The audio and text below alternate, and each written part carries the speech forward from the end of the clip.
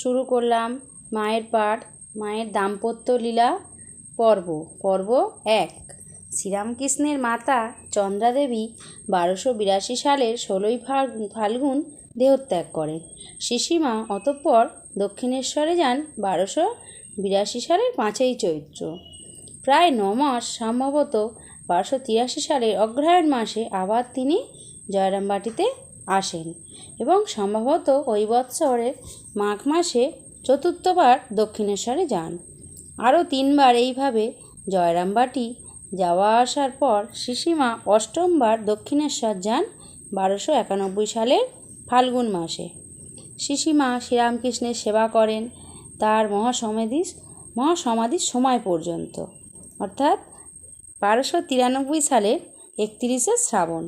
প্রথমে দক্ষিণেশ্বরে, তারপর শ্যামপুকুরের ভাড়া বাড়িতে, অবশেষে কাশীপুর উদ্যানবাটিতে। আমরা আগেই উল্লেখ করেছি যে 1867 খ্রিস্টাব্দের মে থেকে নভেম্বর মাস পর্যন্ত শ্রীরামকৃষ্ণ যখন কামারপুকুরে ছিলেন তখন শিশিমাকেও সেখানে আনিয়ে নেওয়া হয়েছিল। ওই সময়টাকে বাদ দিলে শ্রীরামকৃষ্ণ এবং শিশিমায়ের দাম্পত্য জীবনের শুরু হয় 1872 খ্রিস্টাব্দের মার্চ মাসে, অর্থাৎ 1278 খ্রিস্টাব্দ বাংলায়, যখন শিশিমা প্রথমবার দক্ষিণেশ্বরে আসেন এবং তার শেষ হয় 16ই আগস্ট 1886 খ্রিস্টাব্দে, অর্থাৎ 31শে শ্রাবণ 1293 খ্রিস্টাব্দ। কেমন ছিল তাদের এই 14 বৎসরের দাম্পত্য লীলা, আমরা সেটাই এবার আলোচনা করব।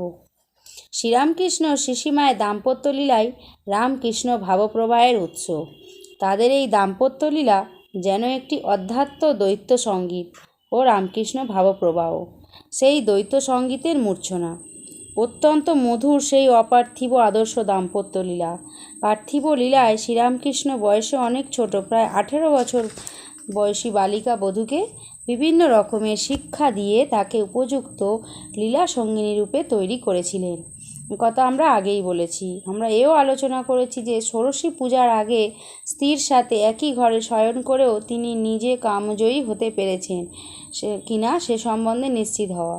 শ্রীরামকৃষ্ণ এও স্বীকার করেছেন যে শিশিমা যদি কামজয়িনী না হতেন তবে তার পক্ষে কামজয়ী হওয়া সম্ভব হতো না। এইভাবেই তারা দুজনেই কামজয়ী হয়ে একটি দেহবোধ শূন্য কামগন্ধহীন দাম্পত্য জীবনের আদর্শ স্থাপন করেছেন। গৃহীদের পক্ষে এই আদর্শ পালন দুষ্কর। তাই শ্রীরামকৃষ্ণ তাদের বলেছেন, 2-1টি সন্তান হওয়ার পর মনকে ভগবতমুখী করে ভাই বোনের মতন থাকতে। সেই সময় বিবাহিত জীবনে ইন্দ্রিয়পরতা এত বেশি প্রবল হয়ে উঠেছিল যে সমাজের কল্যাণের জন্য এমনি একটি দাম্পত্য জীবনে আদর্শের বিশেষ প্রয়োজন ছিল। আমি আগেই উল্লেখ করেছি যে ধার করে আনা যেসব অলঙ্কার দিয়ে সদ্য পরিণীতা শিশিমাকে কামারপুকুরে সাজানো হয়েছিল, রাত্রে সে অলঙ্কার শ্রীরামকৃষ্ণ শিশিমায়ের দেহ থেকে খুলে নিয়েছিলেন। পরদিন ঘুম থেকে উঠে দেহে অলঙ্কার না দেখে শিশিমা কেঁদেছিলেন। চন্দ্রাদেবী সেই ক্রন্দনরতা বালিকা বধূকে আশ্বাস দিয়েছিলেন পরে শ্রীরামকৃষ্ণ তাকে অনেক অলঙ্কার গড়িয়ে দেবেন। সত্যই তা হয়েছিল। যে কোনো সাধারণ ব্যক্তি যেমন তার স্ত্রীকে অলঙ্কার উপহার দেয়, তেমনি পার্থিব লীলায় অবতার বরিষ্ঠ শ্রীরামকৃষ্ণ শিশিমাকে অলঙ্কার গড়িয়ে দিয়েছিলেন। একদিন হৃদয়কে ডেকে বলেছিলেন, দেখ তো তোর সিন্ধুকে কত টাকা আছে, ওকে ভালো করে 2 ছড়া তাবিজ গড়িয়ে দে।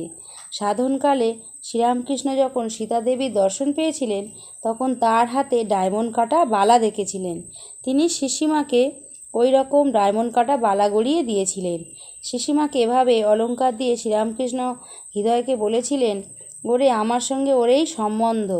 স্বামীরূপে শ্রীরামকৃষ্ণ পত্নী শিশিমায়ের স্বাস্থ্য, স্বাচ্ছন্দ্য প্রভৃতি সব জাগতিক দিকের প্রতি লক্ষ্য রাখতেন।